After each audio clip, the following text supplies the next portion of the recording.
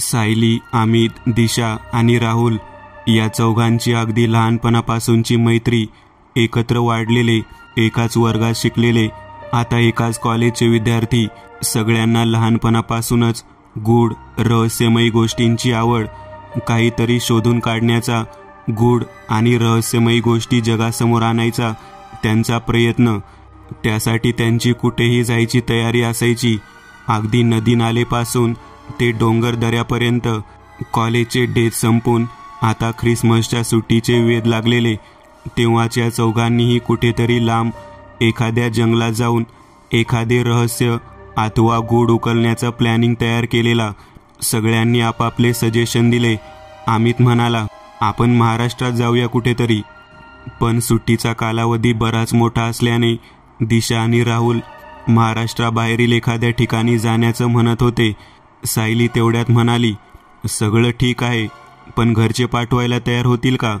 राहुल त्यावर म्हणाला, काही काळजी करू नका, आपण घरच्यांची परवानगी काढू आणि आपण सगळे सोबत आहे म्हटल्यावर ते नक्कीच परवानगी देतील.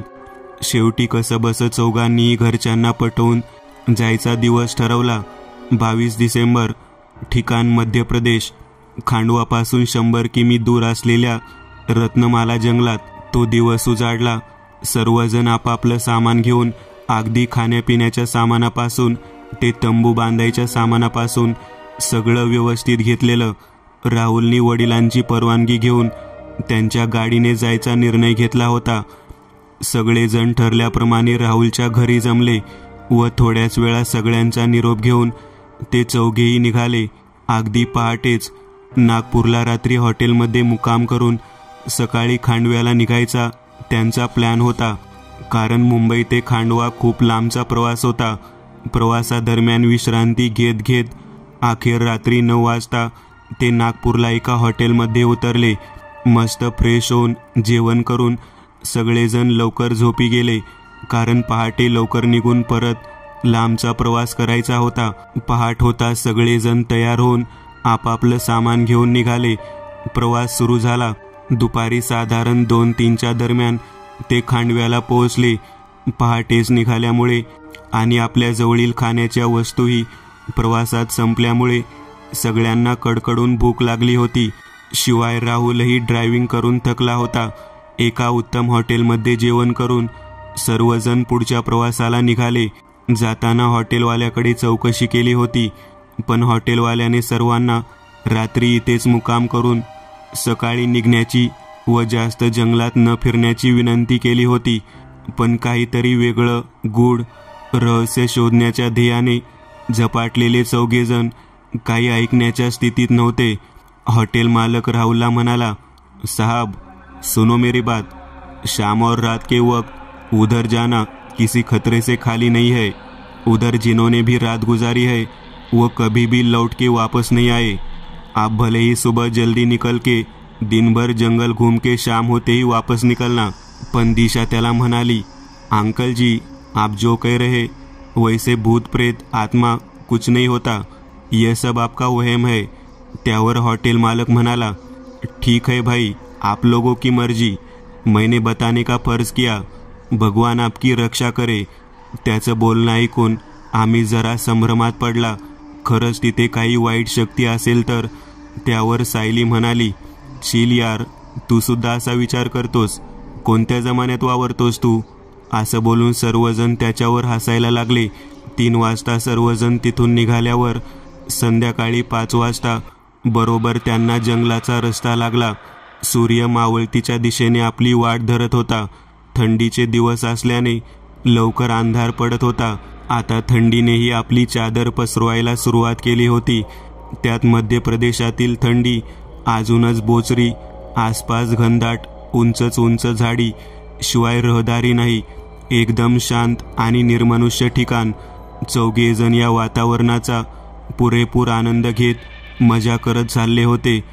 शेवटी अचानक एके ठिकाणी कच्चा रस्ता संपला. यापुढे गाडी जाणार नव्हती.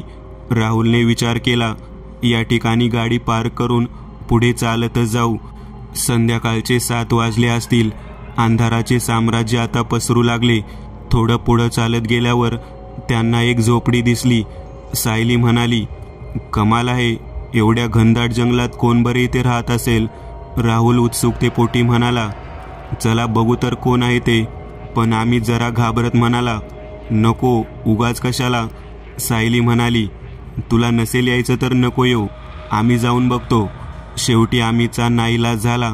राहुलने पुढे होऊन त्या झोपडीचे दार वाजवले, पण आतून काही प्रतिसाद आला नाही.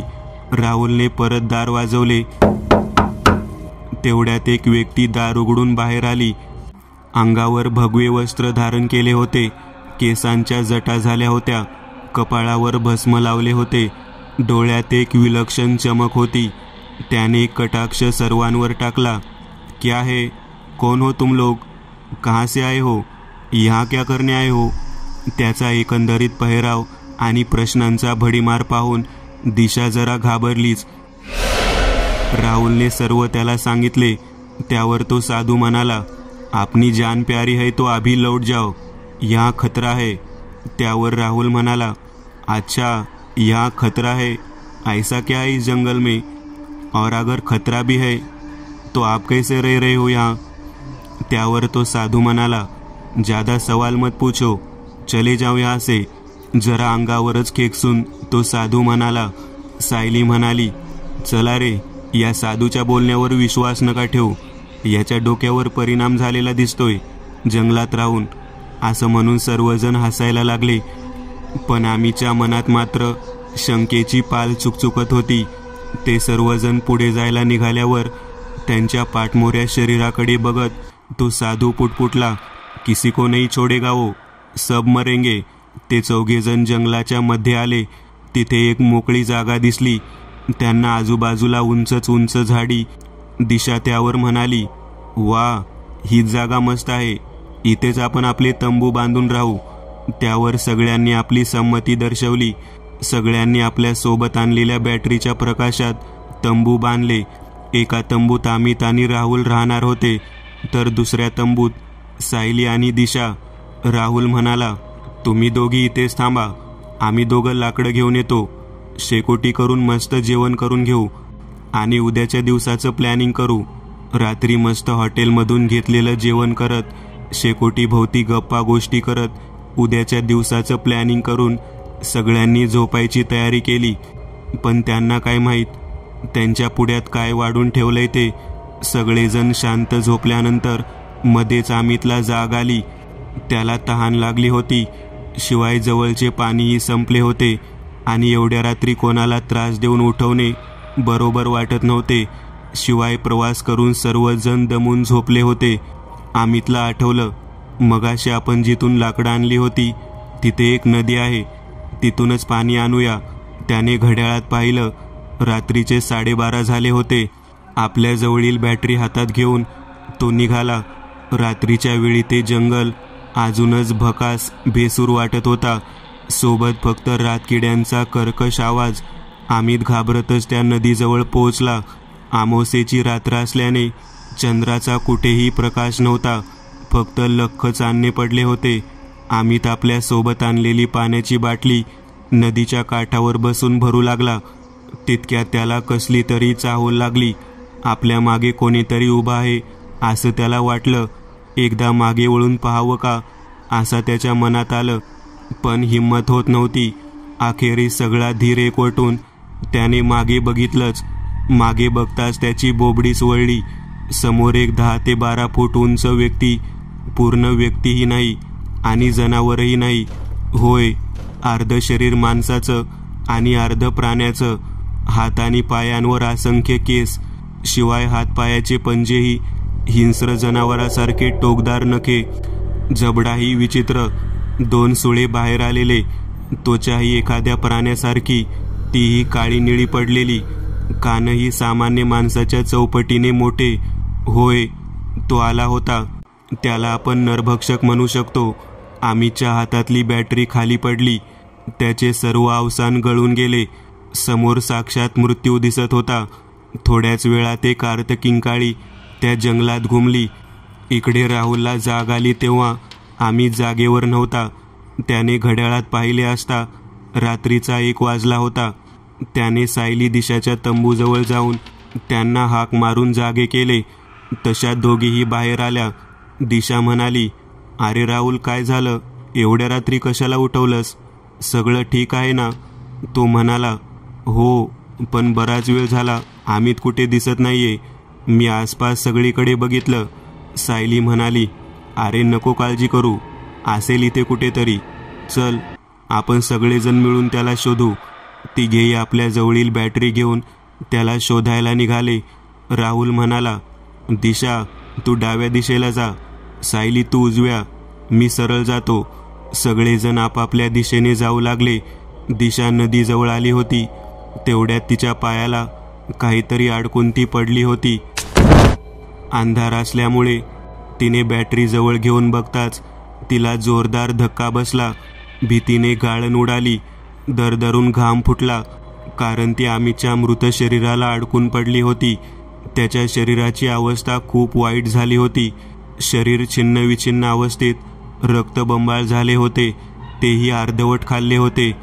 दिशा बॅटरी घेऊन इकडे तिकडे सैरभैर पळू लागली, सायली आणि राहुलला शोधत. पण रात्रीच्या अंधारात तिला दिशा सापडत नव्हती. वाट दिसेल तिथे ती पळू लागली. शेवटी दमून ती एका झाडाच्या खाली बसली. तेवढ्यात तिला मागे पानांची सळसळ ऐकू येऊ लागली. ती जरा घाबरलीच. तिला वाटले एखादा साप वगैरे असेल किंवा जनावर, पण सळसळ अजूनच वाढली. तिने उभं राहून मागे पाहिलं तर 2 लाल भडक डोळे चमकताना दिसले. तिने बॅटरी जरा जवळ नेताच भीतीने तिची वाचा बसली, कारण समोर उभा होता नरभक्षक. अजून एक शिकार करायला. परत एकदा आर्तकिंकाळी आसमंतात घुमली. तिकडे सायली आणि राहुल शोधत शोधत अखेर एका ठिकाणी एकत्र आले. पण अमितचा मात्र काही पत्ता लागला नाही. रात्रीचे 2 वाजले होते. सायलीने विचारलं, दिशा कुठे आहे? सगळ्यांनी एका ठिकाणी शोध घेतल्यावर जमायचं असं ठरलं होतं ना? राहुल म्हणाला, बहुतेक वाट चुकली असणार. चला आता एकत्रच दोघांना शोधू. दोघेही बॅटरीच्या मिनमिनत्या प्रकाशात दोघांना हाक मारत शोधू लागले. अर्धा तास होऊन गेला, पण दोघांचा पत्ता नव्हता. शेवटी ते दोघे नदी किनारी येऊन पोहोचले. बॅटरीच्या उजेडात राहुलला समोर जमिनीवर काहीतरी दिसलं. दोघेही समोर जाऊन बघताच दोघांची वाचा बसली. समोर अमितचं प्रेत पडलेलं होतं. दोघेही तिथेच रडायला लागले. हे काम साध्या जनावराचं नक्कीच नसणार. इथे नक्कीच काहीतरी विचित्र आहे, सायली राहुलला सांगू लागली. तेवढ्यात राहुल सायलीला म्हणाला, दिशा कुठे? तिला शोधलं पाहिजे. आपल्या सगळ्यांच्या जीवाला धोका आहे. तसेच ते उठले आणि तिचा शोध घेऊ लागले. एका झाडाजवळ येताच सायलीच्या खांद्यावर काहीतरी पडल्यासारखं तिला जाणवलं. बॅटरीच्या प्रकाशात तिने पाहिलं तर रक्ताचे थेंब तिच्या खांद्यावर पडले होते. बॅटरी घेऊन वर बघताच ती जोरजोरात ओरडायला लागली. राहुलनेही बॅटरीच्या प्रकाशात वर बघताच त्यालाही जोरदार धक्का बसला, कारण वरती दिशाचे प्रेत झाडावर लटकत होते. तिची अवस्था अमितच्याच शरीरासारखी झाली होती. दोघेही हुमसून रडायला लागले. आता आपलं काही खरं नाही, आपली ही अवस्था अशीच होणार, असं म्हणून सायली अजूनच रडायला लागली. राहुल म्हणाला, आता वेळ घालवण्यात काही अर्थ नाही. आपण आपले 2 मित्र गमावले आहेत. आपल्याला लवकरात लवकर इथून बाहेर पडायला हवं. दोघेही आता जंगलात वाट मिळेल तिथे पळू लागले. एका ठिकाणी पोहोचल्यावर सायली म्हणाली, थोडं थांबूया, खूप दम लागला आहे. राहुल म्हणाला, नाही सायली, आपल्याला थांबून चालणार नाही. ते जे कोणी आहे ते आता आपल्याच मागावर असणार. तेवढ्यात त्यांना मागे लांब गुरगुरण्याचा आवाज आला. त्यांनी बॅटरीच्या प्रकाशात मागे बघितला असता तो भयानक नरभक्षक त्यांच्याच दिशेने येत असलेला त्यांना दिसला. ते दोघेही घाबरलेल्या अवस्थेत जोरजोरात पळू लागले. पळून शेवटी ते त्यांचे तंबू जिथे होते त्या ठिकाणी येऊन पोहोचले. राहुलला अचानक त्या साधूचं बोलणं आठवायला लागलं. आपण त्या साधूचं बोलणं ऐकायला हवं होतं असं त्याला सारखं वाटू लागलं. राहुल सायलीला म्हणाला, यावर एकच उपाय आहे. तू एक काम कर, तू त्या साधू महाराजांच्या झोपडी जा, त्यांची माफी माग, त्यांना घडलेलं सगळं सांग. त्यांच्याजवळ नक्कीच यावर बाहेर पडायचा मार्ग असणार. सायली म्हणाली, नाही राहुल, आता मी तुला एकट्याला सोडून नाही जाऊ शकत. जिथे कुठे जाऊ तिथे एकत्र जाऊ. राहुल म्हणाला, असं करून नाही चालणार सायली. दोघेही एकत्र गेलो तर दोघांच्याही जीवाला धोका आहे. तू जा या दिशेने. आपण आलो होतो त्या दिशेनेच त्यांची झोपडी आहे. राहुलने हातानेच इशाऱ्याने तिला दाखवले.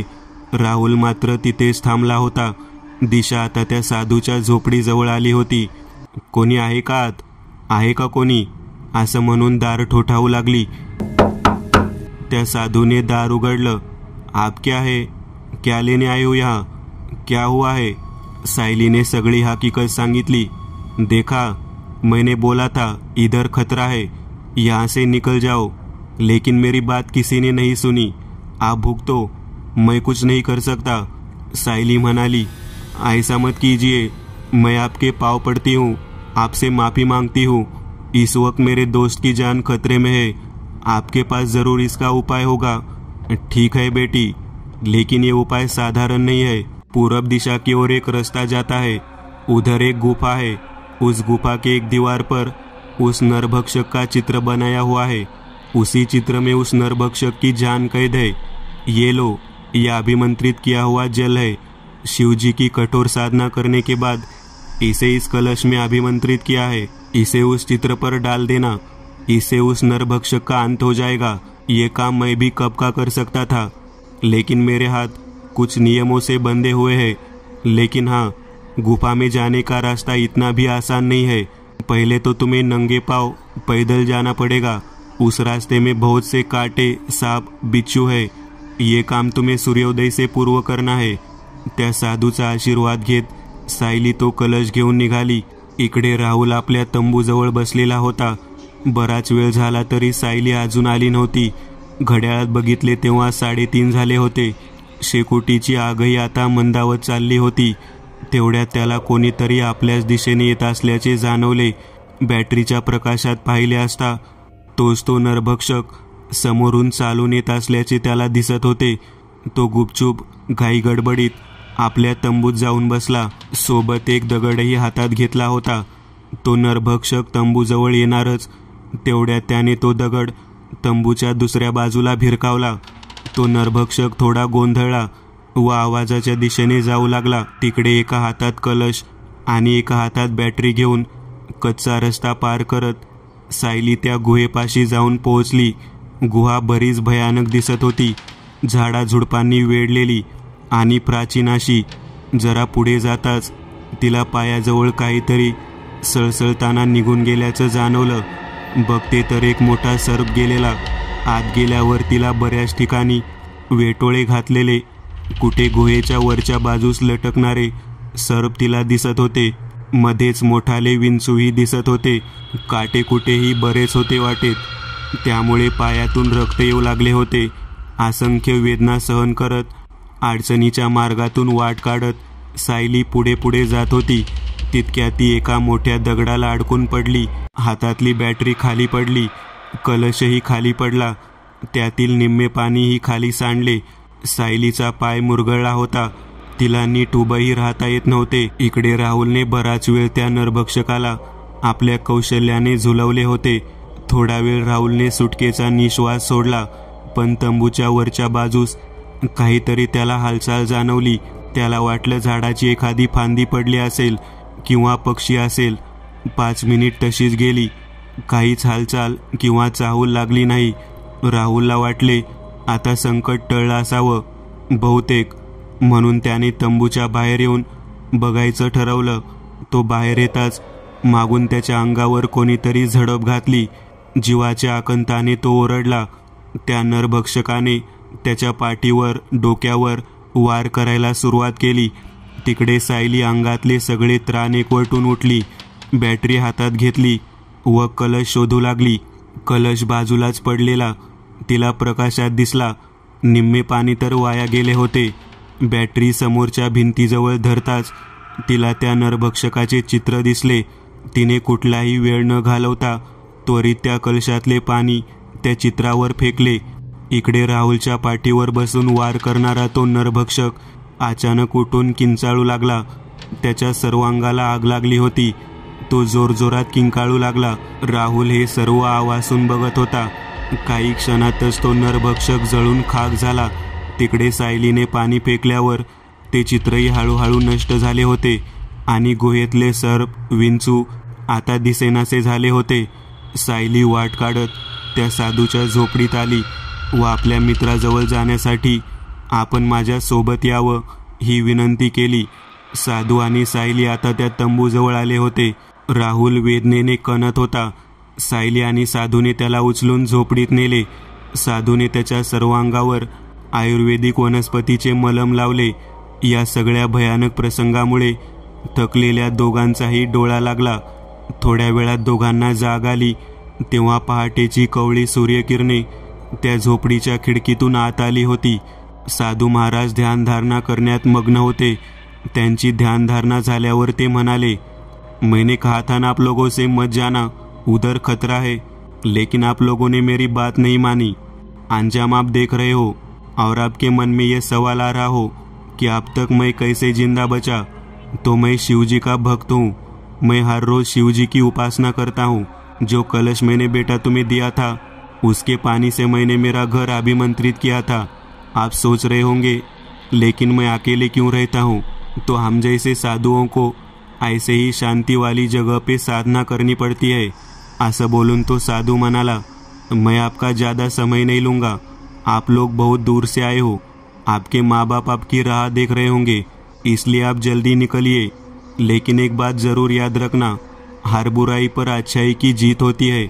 उस नरभक्षक ने न जाने आज तक कितने मासूमों की जान ली. खैर उसका अंत हो ही गया. सायली आणि राहुलने त्या साधूची पुन्हा एकदा माफी मागून आणि आशीर्वाद घेऊन त्यांचा निरोप घेतला.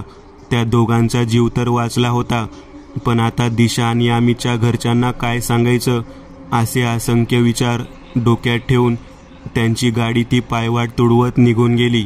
दुसरी कथा, अनाकलनीय. ही घटना आहे साधारण 40-45 वर्षापूर्वीची.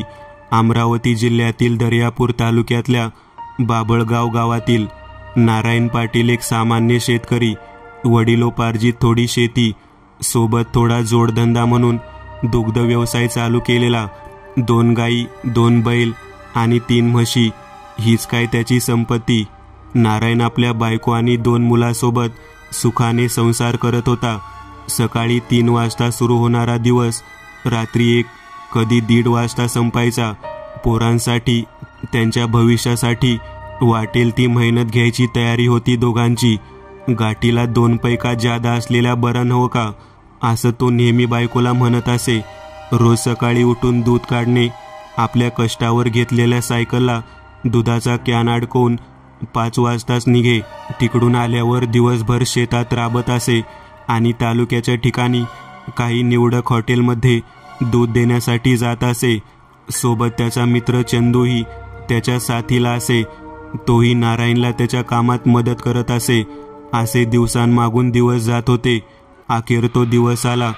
काळजाचा थरकाप उडवणारा, अविश्वसनीय, अनाकलनीय. त्या दिवशी अमावस्येची रात्र होती.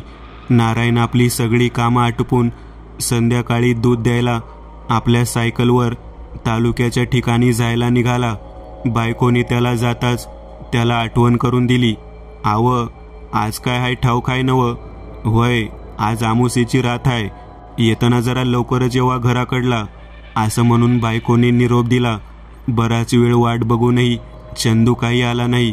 शेवटी निरोप मिळाला की त्याची तब्येत बरी नसल्यामुळे तो काही आज येऊ शकणार नाही. हताश झालेला नारायण एकटाच निघाला. निघेपर्यंत त्याला संध्याकाळचे 7 वाजले होते. पोचेपर्यंत त्याला 9 वाजले. सगळीकडे दूध टाकल्यावर हिशोब होईपर्यंत त्याला रात्रीचे 11 वाजले. नारायण आपल्या सायकलवर निघाला. तो खूप खुश होता, कारण आज पैसे मिळाले होते. बायको आणि पोरांसाठी उद्या कपडे खरेदी करण्याचा त्याचा बेत होता. त्या आनंदात असतानाच मध्येच सायकल पंक्चर झाल्याचं त्याच्या लक्षात आलं. आसपास चिटपाखरूही नव्हते. सगळीकडे काळोखाचा साम्राज्य होता. रस्त्यावरच्या मिनमिनत्या दिव्यांचा काय तो प्रकाश. आजूबाजूला मोकळं माळरान आणि गाव साधारण 6-7 किमी अजून दूर. नारायणला आता पंक्चर सायकल तशीच घेऊन पायी जाण्या वाचून पर्याय नव्हता. तो निघाला. तेवढ्यात त्याला घंटीचा आवाज ऐकू येऊ लागला.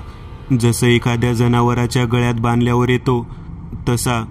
त्याने आसपास बघितलं पण कोणी नव्हतं, पण आवाज मात्र येत होता.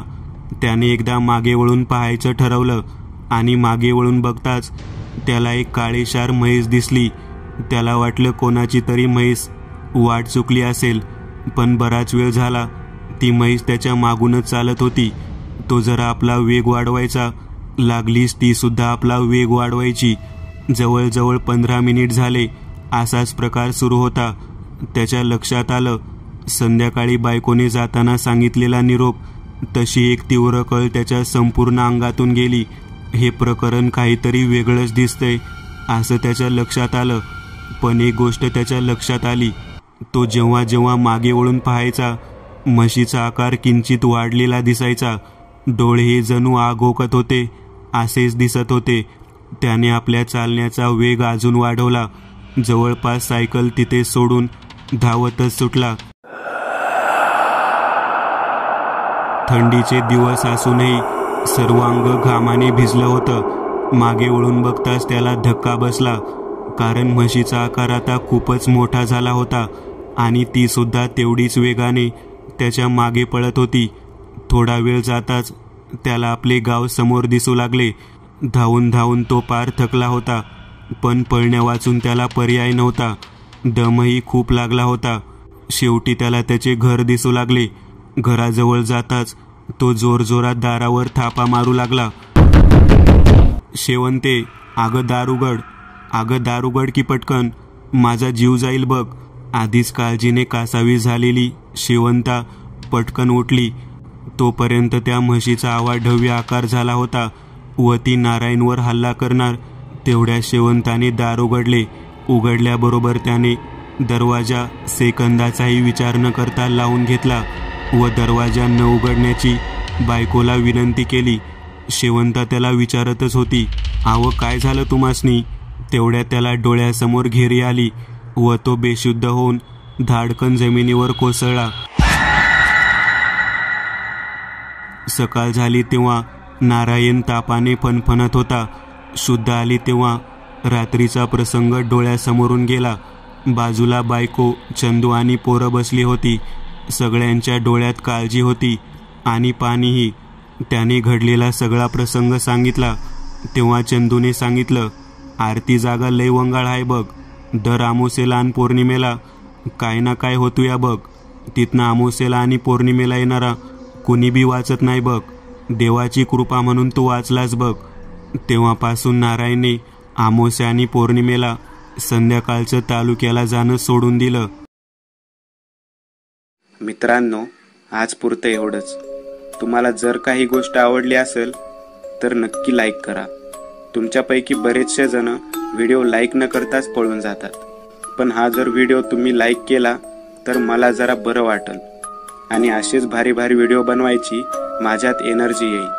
त्यामुळे नक्की लाईक करा. आणि अजूनही कोणी या चॅनलला सबस्क्राईब केलेलं नसाल तर लगेच सबस्क्राईब करून टाका. आणि बाजूची घंटी ती मात्र दाबायला विसरू नका. देवाची घंटी आहे ती. चला तर मग पुन्हा भेटूया अशीच एक आगळी वेगळी गोष्ट घेऊन पुढच्या